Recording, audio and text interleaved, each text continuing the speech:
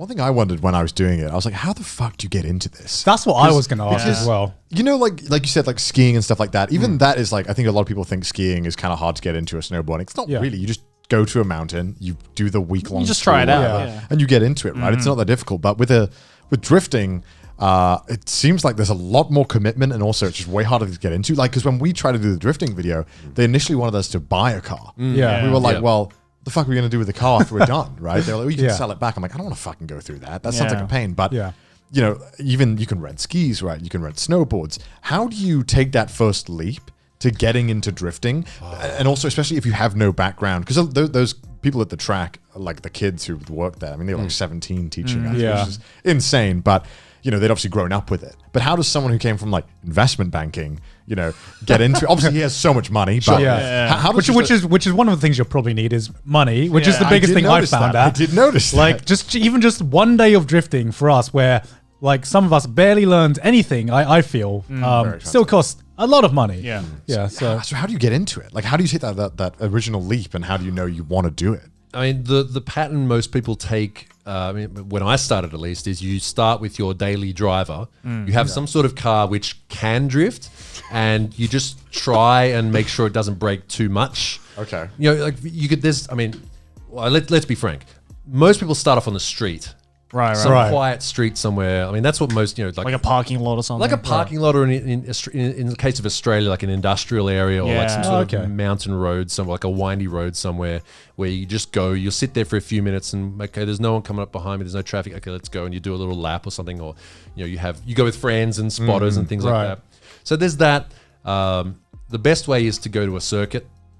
What got me when I started to understand the feeling was, I had an RX-7 back when I was like 18. I'd go to the track and drive around, and you know, it was all very like, oh yes, you know, grip driving and you know, getting good times and braking points and clipping points and all this sort of stuff. I'm like, this is kind of boring. It's just kind of like doing the same thing again and again. But then I'd come in a bit too hot and brake too late in the back of the car. I'd sort of step out and I'm like, oh yes.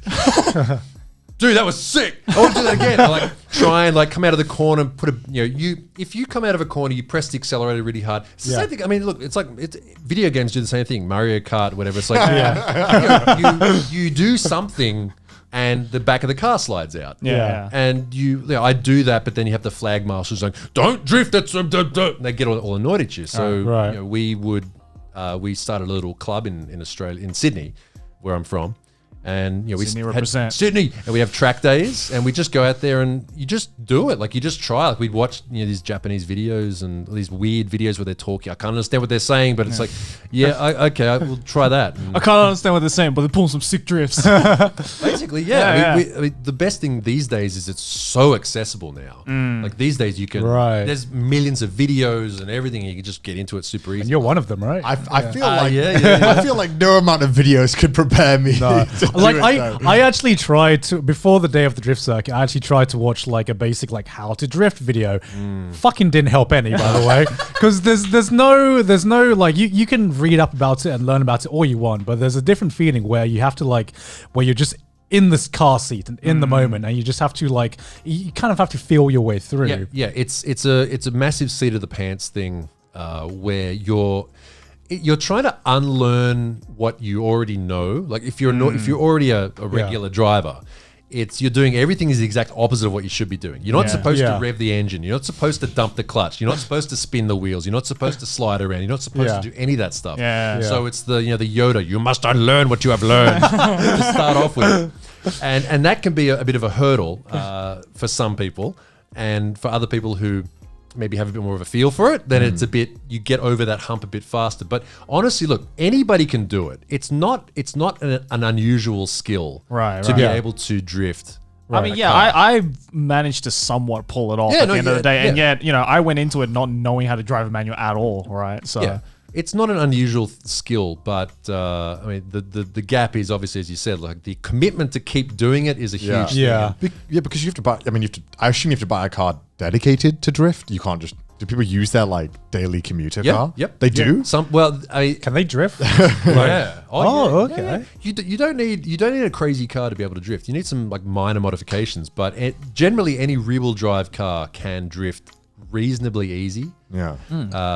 And the downside is though, like if you have to go to work on a Monday morning and you broke something on, you know, I was gonna say, like, I've done that too. Like I've broken a gearbox at the track and I have to go to work on the Monday, and it's like, well, I've only got like first, second, and fifth gear. It's like, okay, it's like, like, just go around me. I can't.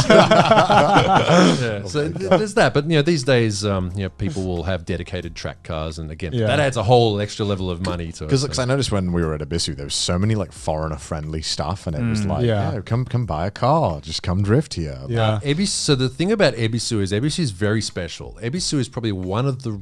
If Ebisu didn't exist, that'd be one less reason for me to originally move here. Right. So it's been around for a long time. A long time. Ebisu is the track that we were drifting at in case you don't know. Yeah, Ebisu circuit up in Fukushima. What makes it special is it's drift friendly. It has not one track, but many tracks with different styles. Seven? It's about 7. Yeah, I mean, well, Yeah. there's some like open skid pans and stuff like that too. East Coast. right. Yeah, they're all different kinds of tracks. A lot of very famous drift videos. Like you watch a famous drift video, oh, that's where it was. Like, Right. especially you guys didn't go to it. There's a track called Minami, the South Circuit, which is infamous for being extremely difficult and extremely rewarding to drive. It's extremely dangerous. I've seen it break legs and ribs from people crashing there. I saw a guy right off his car, an American guy. On his second lap, he bought the car there. No. Second lap, he went over the entry and just went straight into the wall, bananaed the front end, done. Yeah.